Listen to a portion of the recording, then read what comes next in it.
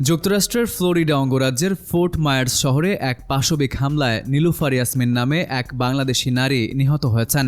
বৃহস্পতিবার স্থানীয় সময় সকালে ফোর্ট মায়ার্সের একটি গ্যাস স্টেশনে এই হত্যাকাণ্ডের ঘটনা ঘটে। এ ঘটনায় ঘাতক রোলবার্ট জোয়াচিনকে গ্রেপ্তার করেছে পুলিশ। সিসিটিভি ফুটেজ ও প্রত্যক্ষদর্শীদের বর্ণনা অনুযায়ী ঘটনার সূত্রপাত হয় গত মঙ্গলবার। রোলবার্ট গ্যাস স্টেশনের দোকানে থাকা এটিএম বুথ থেকে টাকা তুলতে ব্যর্থ হয়ে ক্যাশিয়ার নীলুফারের কাছে টাকা দাবি করেন। নীলুফার তাকে জানান এটিএম মেশিনের দায়ভার তার নয়। এতে ক্ষিপ্ত হয়ে জোয়াচিন তখন চলে গেল। বৃহস্পতিবার ভোরে ফিরে এসে তাণ্ডব শুরু করেন। গাড়ি ভাঙচুরের শব্দ শুনে নীলুফার দোকান থেকে বেরিয়ে এলে জোয়াচিন গিভ মি মাই মানি বলে চিৎকার করে হাতুড়ি দিয়ে তার মাথায় আঘাত করেন। হামলার পরপরই দ্রুত নীলুফারকে হাসপাতালে নিয়ে যাওয়া হলে চিকিৎসকরা তাকে মৃত ঘোষণা করেন। ফোর্ট মায়ার্স পুলিশ বিভাগ জানিয়েছে অভিযুক্ত রোলবার্ট জোয়াচিনকে আটক করা হয়েছে।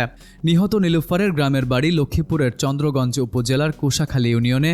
2 কন্যা সন্তানের জননী নীলুফার মাত্র 3 মাস আগে এই কনভিনিয়েন্স স্টোরে ক্যাশিয়ার হিসেবে যোগ দিয়েছিলেন।